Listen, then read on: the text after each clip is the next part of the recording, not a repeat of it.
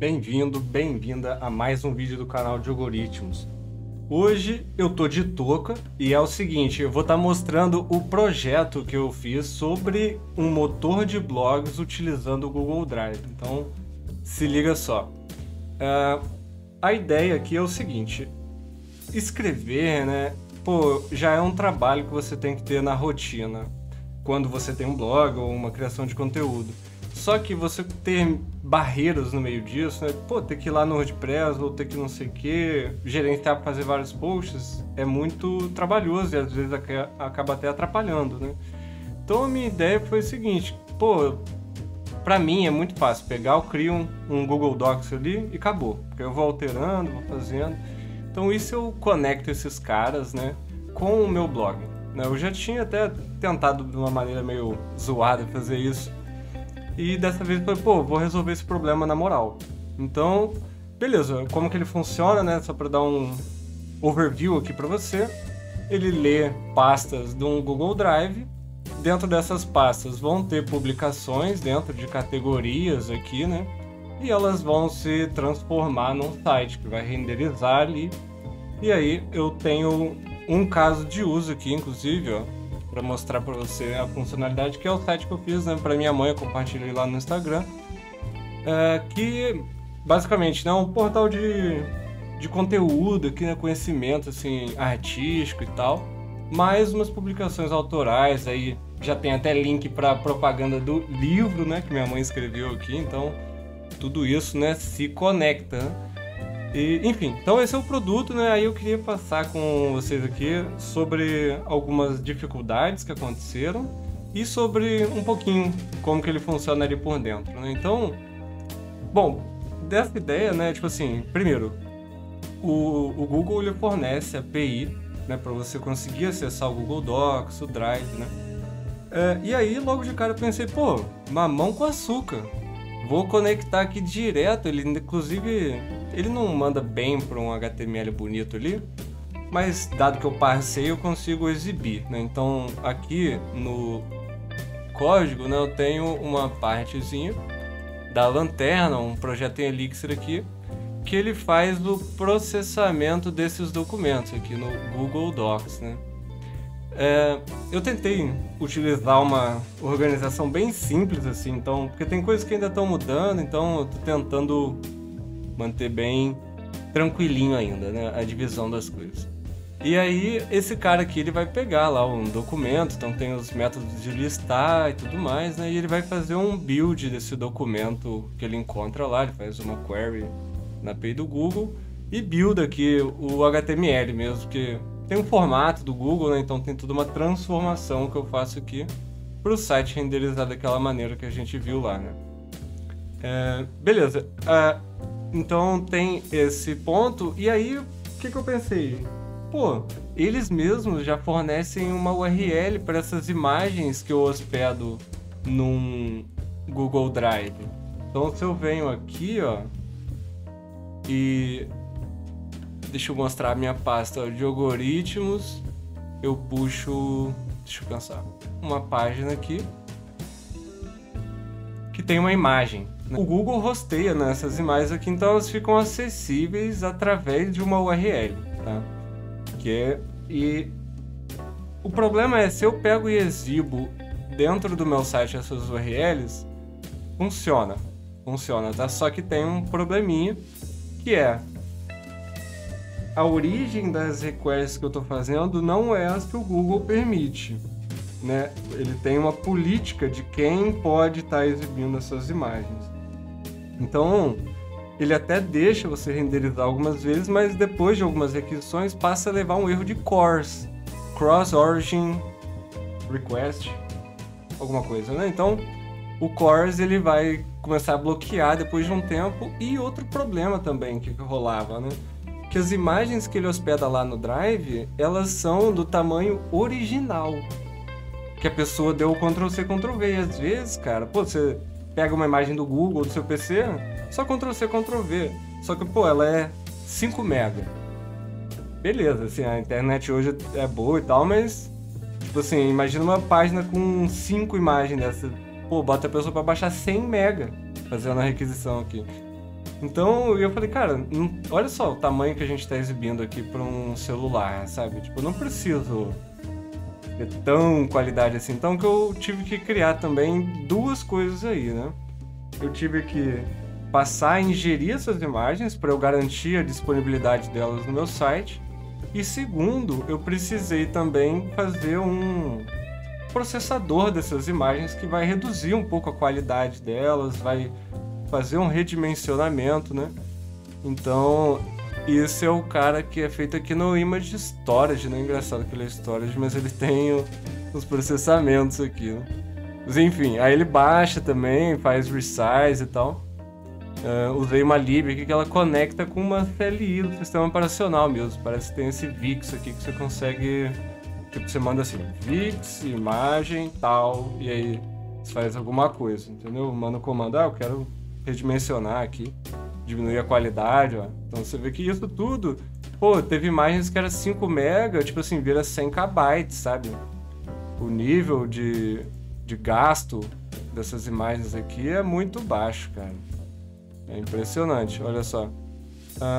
Algumas imagens aqui. Response Preview, beleza? Aí aqui, né, ó, 120 KB, 170 KB. E tipo assim, a original é 5 MB, então dá um... E aí o site fica bem legal, né? Bom, aí depois que rolou isso, eu comecei a pensar assim, pô, e se a Google... Pô, eu começo a receber muito acesso, né? Até porque eles já começaram a me brecar das próprias imagens, né? Então, e se começa a pegar muito acesso, em toda vez que eu acesso o site aqui, vai acontecer de eu fazer uma requisição lá pro Google, né? Tipo, não da imagem agora, mas falando do conteúdo da publicação, né? Porque ele tá no Google Docs. E, cara, não só isso, olha só, eu tenho categorias, então... Cada vez que eu entro aqui, eu vou ter que fazer uma listagem lá na API do Google. Isso tem problema tanto dos caras começar a blocar, quanto de performance também, né? Tipo, para cada clique, eu abro, sabe, conexões ali, fazendo várias requisições e tal. Então, eu falei, pô, e não precisa ser real time. Então, eu fiz um processo aqui. O Elixir, ele facilita muito. E eu sabia uma linguagem muito legal. Pô, eu trabalhei assim antes. Eu conheci numa palestra de faculdade e, pô, me apaixonei assim desde o início, sabe? Eu consegui. Trabalhei uma época com a linguagem, hoje em dia já não. Mas assim, não tem como dizer que é uma linguagem muito interessante. E ela é muito boa para sistema que requer, assim, resiliência, falha e alta concorrência, né? Então você consegue fazer muito ao mesmo tempo, né, por conta de como que funciona a máquina virtual do Erlang, que aí já é uma outra brisa, tá? Mas beleza, então eu tinha falado, é do cache, né? Então a gente vai ver aqui, por exemplo, vamos pegar das categorias, que foi o primeirão que nasceu, né? Ele é um processo aqui que ele vai se atualizar de 5 em 5 minutos, e aí ele vai baixar lá, né, as categorias ali, listar e tal do Google Drive, para armazenar isso em memória. Então ele fica aqui dentro de um estado que é compartilhado dentro da aplicação, e aí eu acesso por aqui. Aí assim, nossa, diminui muito, né, muito mesmo. A demanda de processamento, né, já está ali pronto, mas obviamente tem um custo, né, isso já foi engraçado. Ó, eu tô fazendo isso tudo na DigitalOcean, tá? Então, eu tô fazendo isso tudo na DigitalOcean e aqui eu iniciei com uma Droplet, né? Que é para os AWS lovers aí, né? Uma EC2, que é uma máquina virtual ali, né? Dedicada, né? E começando com 512 MB de RAM. Só que, cara, não deu. Assim, até no início tava dando. Pô, eu tava gastando ali... Assim, ele ficava já em níveis altos, tá? Tipo assim, uns 80% mais ou menos de uso de memória. Só que, lá, conforme eu fui adicionando mais coisas, processamento e tal, ele começou a armazenar... Por exemplo, quando você faz o processamento da imagem, o peso da imagem entra no buffer em memória, então isso ocupa também o peso da imagem quando ele está fazendo a conversão de tamanho, também é uma coisa que dá um gasto momentâneo de memória, né? Então você vê que ele agora está em 50% de 1 GB, ou seja, seria o 100% da aplicação anterior, né? Então ele não estava conseguindo ficar muito tempo de pé. Volta e meia ele reiniciava, às vezes ele dava umas 2, 3 reiniciadas.